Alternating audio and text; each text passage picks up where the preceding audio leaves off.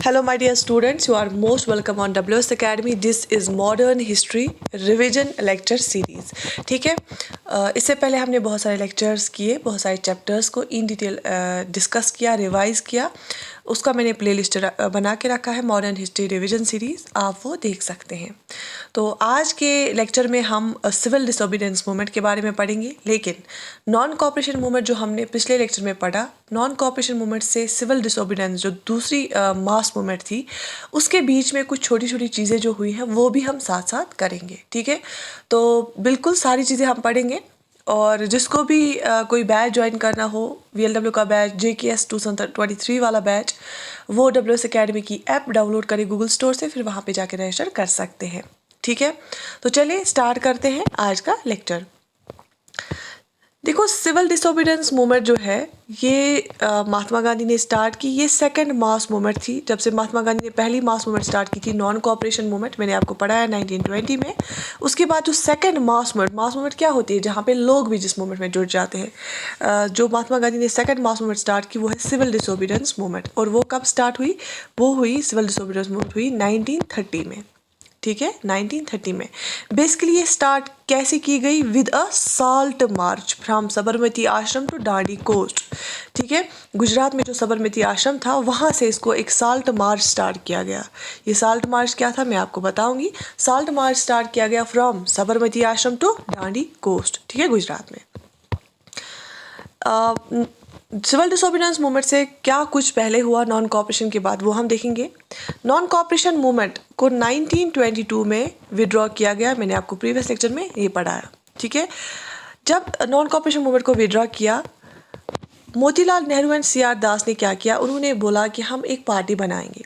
उन्होंने जो पार्टी बनाई उसका नाम रखा गया स्वराज पार्टी या कांग्रेस खिलाफत स्वराज पार्टी. ठीक है, कांग्रेस खिलाफत स्वराज पार्टी या सिंपली स्वराज पार्टी. किसने सेटअप की? मोतीलाल नेहरू ने और CR दास ने. कब? 1923 में. शाबाश. They were tired of mass struggles. Basically जो नॉन कॉपरेशन मूवमेंट बहुत टाइम तक चली, उसमें भी लोग थक गए थे. उसके बाद जब महात्मा गांधी ने विड्रॉ किया तो मोतीलाल नेहरू और CR दास ने सोचा कि हम पार्टिसिपेट करेंगे इलेक्शंस में. कौन से इलेक्शन होने वाले थे? प्रोविंशियल काउंसिल्स के लिए इलेक्शन होने वाले थे प्रोविंसेस में.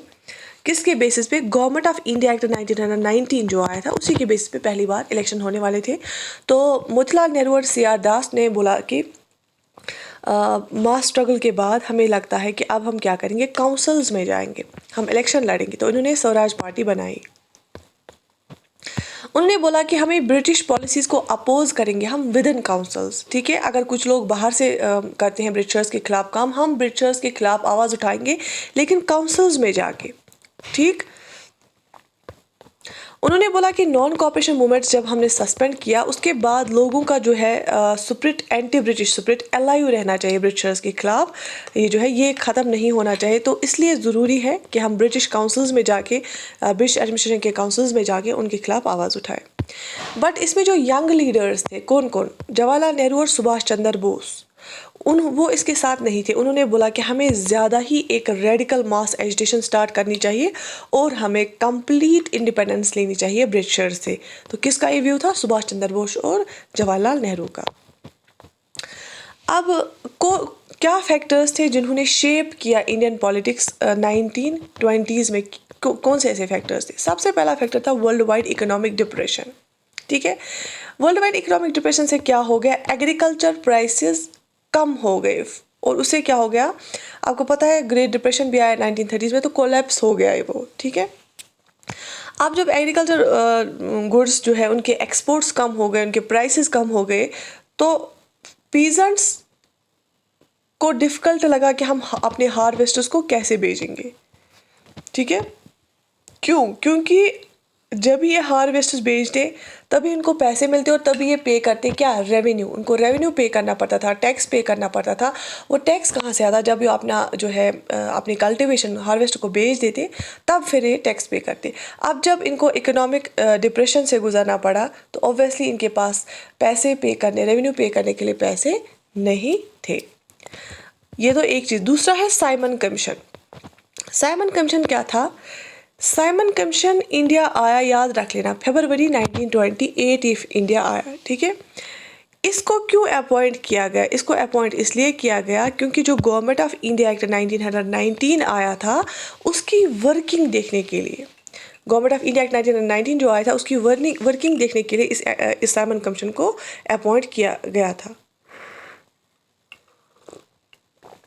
और क्या काम था इसका? और to suggest further reforms in the system of administration, ठीक है। तो हमें आगे और क्या रिफॉर्म्स करने चाहिए एडमिनिस्ट्रेशन में, और 1919 वाला एक्ट कैसे चल रहा है। The members of the commission were all English man and not a single Indian was included in it. जो साइमन कमीशन के मेंबर्स थे वो सारे क्या थे? इंग्लिश मैन थे, और इनमें कोई इंडियन नहीं था इनमें। तो इसकी वजह से जो ये उसमें 7 मेंबर्स थे वो सारे यूरोपियंस थे, ऑल वाइट कमीशन था ये, इसमें इंडियन कोई नहीं था, इसलिए ज़्यादा एजिटेशन हो गई और it led to Simon go back agitation. Simon commission एक स्टैट्यूटरी कमीशन था जिसको अंडर ब्रिटिश के अंडर चेयरमैनशिप के अंडर सेटअप किया गया अंडर सर जॉन साइमन, इसलिए इसको साइमन कमीशन बोलते हैं। इसको क्या करना था? इसको कॉन्स्टिट्यूशनल सिस्टम इंडिया का स्टडी करना था और सजेस्ट करनी थी कि क्या चेंजेस ज़रूरत है वहाँ पे, ठीक है। इंडियंस ने साइमन कमीशन को अपोज किया, क्यों? 2 रीजंस थे। All members of the commission were Englishman, इसमें कोई इंडियन नहीं था। दूसरा, it did not provide any hope of swaraj to Indians, और इंडियंस को कोई होप ही नहीं लगी इस कमीशन के बाद कि हमें कोई कंप्लीट इंडिपेंडेंस मिलेगी, ठीक है। ये देख लीजिए, ये सर जॉन साइमन है, ठीक है, और ये प्रोटेस्ट है अगेंस्ट द साइमन कमीशन में, पूरा दिखाती हूँ, ये देख लीजिए सर जॉन साइमन, और ये प्रोटेस्ट साइमन गो बैक वाला फ्लैग बैनर, ठीक है। मूवमेंट अगेंस्ट साइमन कमीशन के खिलाफ क्या क्या हुआ? देयर वर मास प्रोटेस्ट, हड़ताल्स, black flag demonstrations all over country, people were chanting go back Simon, ठीक है। एंटी साइमन कमिटीज़ बनाई गई, डेमोन्स्ट्रेशंस की गई, हड़ताल्स किए गए। लाहौर में क्या किया गया? लाला लाजपत राय जो लीड कर रहा था एक डेमोन्स्ट्रेशन अगेंस्ट साइमन कमीशन, उनको क्या हो गया? उन पे इतना खतरनाक लाठी चार्ज हुआ कि वो बहुत ख़तरनाक तरीके से चेस्ट पे वो ज़ख्मी हो गए। उसके बाद उनकी डेथ हो गई, किसकी? लाला लाजपत राय की। शाबाश, समझ आई बात यहाँ तक? हम पढ़ रहे इवेंट्स बिफोर सिविल डिसोबीडियंस।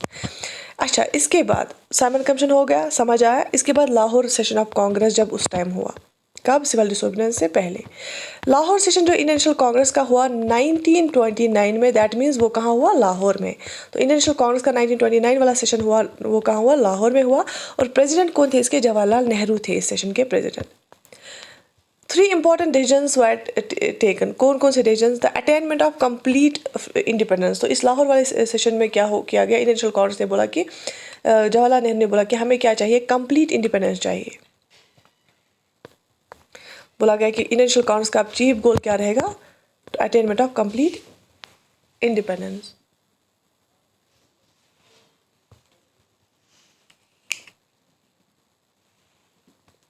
ठीक है।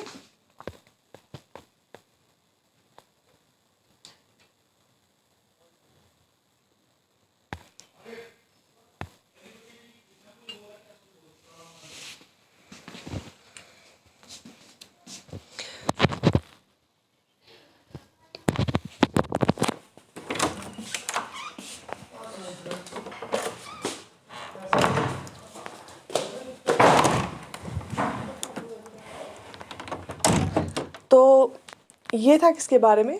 हमने साइमन कमीशन अच्छे से पढ़ा, और अब हम कर रहे हैं इंडियन नेशनल कांग्रेस, ठीक है। तो 1929 में जो जवाहरलाल नेहरू थे इसके प्रेसिडेंट इंडियन नेशनल कांग्रेस के, लेकिन मैंने आपको पहले ही बोला सुभाष चंद्र बोस और जवाहरलाल नेहरू जो यंग लीडर्स थे वो क्या चाहते थे? वो कंप्लीट फ्रीडम चाहते थे। तो 26 जनवरी जो इसके बाद आने वाला था 1930 में, जो 26 जनवरी आने वाला था, उसको ये डिसाइड किया गया इस सेशन में, इसको बनाएंगे as a independence day all over the country, ठीक है। तो इसी वजह से 26 जनवरी जो है, 26 जनवरी को क्या मनाया गया? 26 जनवरी को एज अ रिपब्लिक डे हम मनाते। क्यों? क्योंकि 1930 में 26 जनवरी को क्या किया गया? 26 जनवरी को इंडिपेंडेंस डे मनाया गया, पहला इंडिपेंडेंस डे। और ये डिसाइड कब किया गया? Lahore session of Indian national Congress में डिसाइड किया गया, ठीक है। Developments that led to civil disobedience movement, ठीक है। अच्छा, क्या क्या डेवलपमेंट्स हुई जिसकी वजह से सिविल डिसोबीडियंस मूवमेंट फिर लोगों ने की, मास मूवमेंट, ठीक है। Indians launched a powerful struggle against Simon commission, the government resorted to repression. अब आपको पता है साइमन कमीशन के खिलाफ बहुत ज़्यादा डिमॉन्स्ट्रेशंस हुई और गवर्नमेंट ने क्या किया, गवर्नमेंट ने जो है इन जो ये प्रोटेस्टर्स है उन पर रिप्रेशन दिखाया, ठीक है। Great depression made the life of people highly miserable. क्यों, जब ग्रेट डिप्रेशन हुआ लोगों के पास जो है जो उनके पास चीज़ें बेचने को थी वो नहीं बिकी, और कुछ बिकी भी वो कम दाम पे बिकी, और उनको रेवेन्यू पे करने के लिए कुछ नहीं था। लाहौर कॉन्स्पिरेसी केस और मीरठ कॉन्स्पिरेसी केस जो है, आपको पता है कि ब्रिटिशर्स ने भगत सिंह को भी लाहौर कॉन्स्पिरेसी केस के अंदर कर दिया, और मीरठ कॉन्स्पिरेसी केस के अंदर भी बहुत सारे रेवोल्यूशनरीज को अंदर किया, जिसकी वजह से इंडियंस को क्या हो गया, डिसकंटेंट इंडियंस में हो गया। लाहौर सेशन 1929 ने डिक्लेयर किया पूर्ण स्वराज एंड एम, और उससे भी लोगों को लगा कि हमें क्या चाहिए, कंप्लीट इंडिपेंडेंस चाहिए। Gandhi ji inaugurated the movement by taking salt law at Dandi. अब उसके बाद फिर गांधी जी ने क्या किया, एक सिविल डिसोबीडियंस मूवमेंट को इनाग्रेट किया। कैसे, इन्होंने सॉल्ट लॉ को ब्रेक किया, कहाँ पे, दांडी में। जैसे मैंने आपको बताया कि जो सॉल्ट मार्च स्टार्ट किया गया साबरमती आश्रम से लेके दांडी तक किया गया। यहाँ तक बात समझ आ गई, शाबाश। अब हम पढ़ेंगे साल्ट मार्च क्या था। गांधी जी ने डिसाइड किया कि वो सिविल डिसोबीडियंस मूवमेंट स्टार्ट करेंगे, बट कैसे स्टार्ट करेंगे, by breaking salt law. Salt law क्या था, ये ब्रिटिशर्स ने, मैं सिंपल टर्म्स में आपको बताऊंगी। जैसे आपको पता है गुजरात में क्या है, कोस्ट्स है ना, गुजरात में वहाँ पे अरबियन साइड से कोस्ट्स है। अब कोस्टल एरियाज में जब समंदर होते हैं वहाँ से नमक हम बनाते हैं ना, तो गांधी जी का कहना था कि हम एटलीस्ट डोमेस्टिक पर्पज़ के लिए लोगों को इजाज़त दी जाए अपना ही साल्ट यूज़ करने की, साल्ट बनाने की। लेकिन ब्रिटिशर्स ने इन्हें क्या किया था, बैन किया था कि कोई भी साल्ट नहीं बना सकता है। उसी साल्ट लॉ को ब्रेक किया गांधी जी ने। गांधी जी एंड 78 फॉलोअर्स थे इसके साथ। इन्होंने एक मार्च ऑन फुट, पैदल इन्होंने एक मार्च स्टार्ट किया, कहाँ से, फ्रॉम साबरमती आश्रम टू दांडी। इसी को हम इसलिए दांडी मार्च बोलते हैं क्योंकि ये दांडी तक आ गए और वहाँ पे उसने साल्ट की एक मुट्ठी उठाई, साल्ट लॉ ब्रेक किया। On 6 April 1930 they reached Dandi. 6 अप्रैल, 12 मार्च को वहाँ से निकले थे, 12 मार्च, और 6 अप्रैल यहाँ पहुँचे Dandi. Gandhi ji prepare salt by using sea water, broke the salt law, inaugurate the movement. तो गांधी जी ने क्या किया, सी वाटर को यूज़ करके इसने साल्ट बनाया और इसने साल्ट लॉ को ब्रेक किया। The government imposed heavy tax on salt. Government बहुत हैवी टैक्स इम्पोज किया था सॉल्ट पे। Moreover the production of salt was a monopoly of government. Monopoly होता है कि सिर्फ वही बना सकता है, मोनोपोली ऑफ गवर्नमेंट मतलब सिर्फ गवर्नमेंट ही बना सकता है सॉल्ट, और हैवी टैक्स भी इस पे जो है इम्पोज किया था। So the price of salt was very high. तो सॉल्ट का जो प्राइसेस थे वो बहुत हाई थे और गरीब लोग अफोर्ड नहीं करते थे। Therefore Gandhi oppose the salt, इसलिए गांधी ने अपोज क्या किया, सॉल्ट लॉ अपोज किया। तो और इसी से इसने इनॉग्रेट किया था second mass movement, civil disobedience movement. अब यहाँ पे है कि महात्मा गांधी ने क्यों सॉल्ट को ही चूज़ किया as a medium of protest, ठीक है।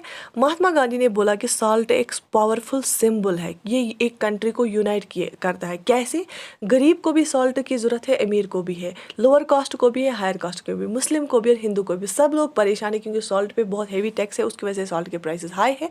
सॉल्ट हमें रोज़ खाने के लिए यूज़ होता है और ये इस पर गवर्नमेंट ने मोनोपोली लगाई है, ठीक है। यहाँ तक बात समझ आ गई, शाबाश।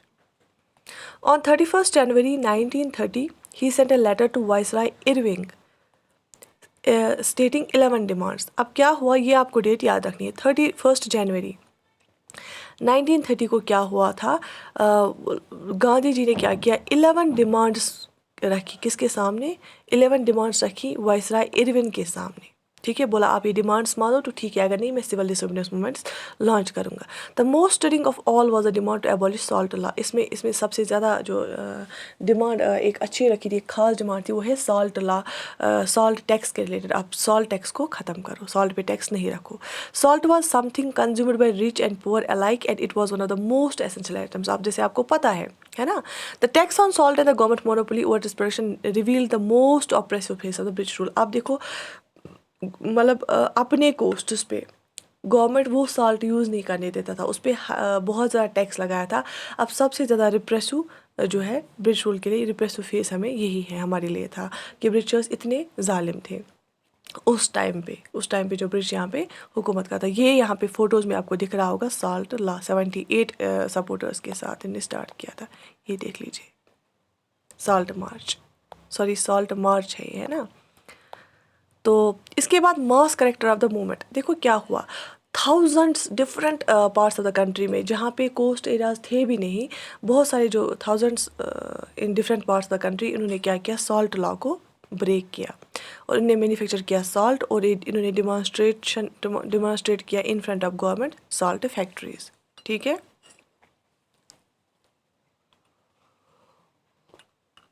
बात समझ में आ गई।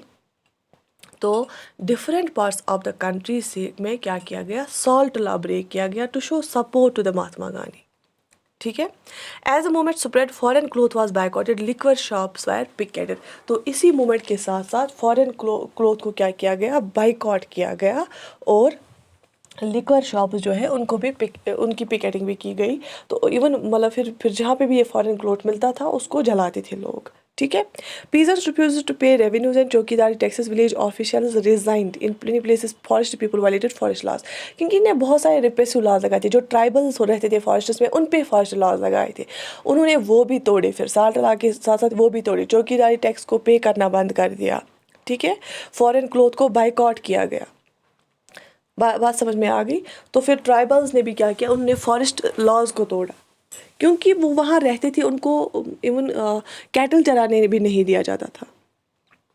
मैन अब्दुल गफ़ार खान, ये गांधी जी का डिसिपल था, ये बहुत मानता था गांधी जी को। अब्दुल गफ़ार खान जो है, इसको अरेस्ट किया गया अप्रैल 1930 में। तो पेशावर में जो एंग्री क्राउड थे, इन्होंने क्या किया, इनने बहुत प्रोटेस्ट डिमॉन्स्ट्रेशंस किए, तो उस टाइम मनी वायर किलर्ड, वहाँ पे बहुत सारे लोगों को मारा गया था। और पेशावर में से ये थे, नॉर्थ ईस्ट फ्रंटियर प्रोविंस से Khan Abdul Gaffar Khan. When Mahatma Gandhi himself was arrested, industrial workers in Sholapur attacked police post. तो गांधी जी जब अरेस्ट किया गया तो शोलापुर इंडस्ट्रियल वर्कर्स ने पुलिस पोस्ट्स को अटैक किया, म्यूनसिपल बिल्डिंग्स को, लॉ कोर्ट्स को, रेलवेज़ को, जितने भी ये उस टाइम ये बने थे ना, स्ट्रक्चर्स बने थे ना, इनको ये बोला जाता था कि ये सिम्बलाइज करते हैं ब्रिटिश रूल को। A frightened government responded with a policy of brutal repression. Peaceful satyagrahas were attacked. Women, children were beaten. About 1 lakh people were arrested. तो फिर क्या किया गया, जब गवर्नमेंट को लगा कि ये फिर से एक मास मूवमेंट स्टार्ट कर रहे हैं, तो जो सत्याग्रहीज थे, उनकी जो पीसफुल सत्याग्रहीज थे, उन पे अटैक किया गया, औरतों को, बच्चों को मारा गया। तकरीबन 1 लाख पीपल जो है, 1 लाख पीपल को अरेस्ट किया गया। ठीक है, main contributions of civil disobedience movement क्या है, देखो। Civil disobedience movement was first struggle to win Purna Swaraj और कंप्लीट इंडिपेंडेंस, है ना। इसमें जो है गोल कांग्रेस का भी रहा, कंप्लीट इंडिपेंडेंस। ये बेस्ड था नॉन वायलेंट सत्याग्रह पे, कोई वायलेंस नहीं करनी है। गांधी जी के आइडियाज़ को मेनली फॉलो किया गया। औरतों ने बहुत ज़्यादा नंबर्स में पार्टिसिपेट किया, तो डिफरेंट सोशल ग्रुप्स ने पार्टिसिपेट किया। ये रियली एक मास मूवमेंट थी। ये एक ओपन चैलेंज था ब्रिटिश रूल को, लोगों ने ओपनली डिसओबे किया लॉज को। अब हम देखेंगे कि गांधी इरविन पैक्ट क्या था। ठीक है, गांधी इरविन पैक्ट, देखो, ऑन 5 मार्च 1931, क्योंकि आपने पढ़ा है, हम रिवाइज करें, थोड़ा सा क्विकली करेंगे। 5 मार्च 1931 गांधी जी ने क्या किया, इन्होंने जो वाइसराय लॉर्ड इरविन था, इसके साथ एक पैक्ट साइन किया। इन्होंने, गांधी जी ने माना कि वो राउंड टेबल कॉन्फ्रेंस में पार्टिसिपेट करेंगे, क्योंकि एक राउंड टेबल कॉन्फ्रेंस तो बायकॉट हुई थी, तो सेकंड राउंड टेबल कॉन्फ्रेंस में उन्होंने बोला, गांधी जी ने, हम इसमें पार्टिसिपेट करेंगे। और ब्रिटिश गवर्नमेंट ने क्या बोला, हम पॉलिटिकल प्रिजनर्स को छोड़ देंगे। उसके बाद गांधी जी लंदन गए, सेकंड राउंड टेबल कॉन्फ्रेंस में पार्टिसिपेट किया, लेकिन इस कॉन्फ्रेंस में कुछ फ्रूटफुल बाहर नहीं आया, क्योंकि वहाँ ऑलरेडी जो है लोअर कास्ट के लोग खुद को खुद ही रिप्रेजेंट कर रहे थे, तो वहाँ पे कोई ठोस चीज़ बाहर नहीं आई। सेकंड राउंड टेबल कॉन्फ्रेंस जो हुई, गांधी इरविन पैक्ट हुआ 5 अप्रैल 1931, ये आपको याद रखना है। और गांधी जी ने क्या बोला, हम करेंगे सेकंड राउंड टेबल कॉन्फ्रेंस में करेंगे हम अटेंड। ठीक है, जब गांधी जी वापस आया, जब उसको लगा कि वहाँ पे कुछ हासिल नहीं हुआ, गांधी जी ने बोला कि उनको लगा कि इन्होंने new cycle of repression start किया है गवर्नमेंट ने। खान अब्दुल गफ़ार खान और जवाहरलाल नेहरू दोनों जेल में थे। कांग्रेस को बनाया गया इलीगल ऑर्गेनाइजेशन, ठीक है। तो मतलब गवर्नमेंट ने बहुत सारा रिप्रेशन किया। महात्मा गांधी ने रिलॉन्च किया सिविल डिसोबीडियंस मूवमेंट को फिर से, बट 1934 तक इसका मोमेंटम ही लॉस्ट हो गया था, ठीक है। अब हम देखेंगे difference between the non cooperation movement and civil disobedience movement, इनमें फ़र्क क्या थी। लोगों ने बोला कि नॉन कोऑपरेशन मूवमेंट में हम कोऑपरेट ही नहीं करेंगे गवर्नमेंट को, लेकिन सिविल डिसोबीडियंस मूवमेंट में लोगों ने लॉज ही तोड़े, है ना। मुस्लिम्स ने ज़्यादा नंबर्स में, लार्ज नंबर्स में पार्टिसिपेट किया था नॉन कोऑपरेशन मूवमेंट में, लेकिन इसमें मुस्लिम सिविल डिसोबीडियंस मूवमेंट में कम पाए गए, ठीक है। नो टैक्स कैंपेन नहीं थी वहाँ, नॉन कोऑपरेशन मूवमेंट के टाइम नो टैक्स कैंपेन नहीं थी, लेकिन यहाँ पे सिविल डिसोबीडियंस मूवमेंट में लोगों ने कैटेगोरिकली रिफ्यूज़ किया फ्रॉम पेइंग टैक्स, ठीक है। अब फेल क्यों हुआ civil disobedience movement? Causes for the failure of civil disobedience movement.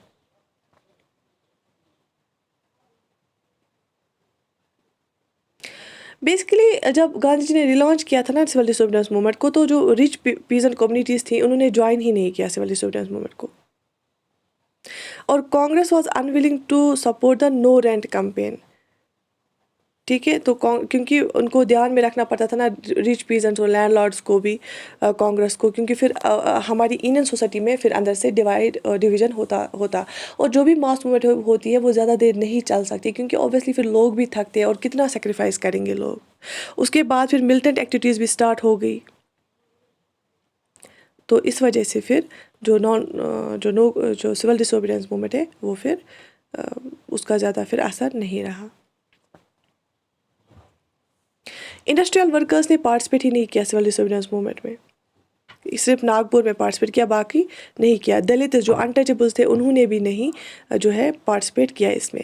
Muslim organisations ने भी कम पार्टिसिपेट किया, और क्योंकि इनको लगा था ये हिंदू डोमिनेंस है इसमें, क्योंकि नॉन कोऑपरेशन मूवमेंट में बहुत ज़्यादा मुस्लिम्स थे, इस सिविल डिसोबीडियंस मूवमेंट में मुस्लिम्स कम थे जिनने पार्टिसिपेट किया। दलित्स ने भी बहुत कम पार्टिसिपेट किया, क्योंकि उनको लगा था, दलित्स को लगा कि हाई कास्ट हिंदूज है इसमें। इंडस्ट्रियल वर्कर्स ने भी कम पार्टिसिपेट किया सिविल डिसोबीडियंस मूवमेंट में। तो सिविल डिसोबीडियंस मूवमेंट सेकंड बड़ी मास मूवमेंट थी आफ्टर नो कोऑपरेशन मूवमेंट। तो ये था civil disobedience movement, Simon commission, Indian Congress Lahore session, ये सारी चीज़ें आज हमने इसमें रिवाइज़ की। आई होप आप सब लोगों को ये समझ आया होगा और अच्छा भी लगा होगा। जितने मुझे कमेंट्स मिलते हैं बहुत अच्छे, थैंक यू सो मच। बाकी do right in the comment section कि आपको ये सीरीज़ कैसी लग रही है, सो दैट मैं और मोटिवेट हो जाऊँ और लेक्चर्स बनाऊँ आपके लिए। बाकी I wish you all the best, take very good care of yourself. अल्लाह हाफ़िज़।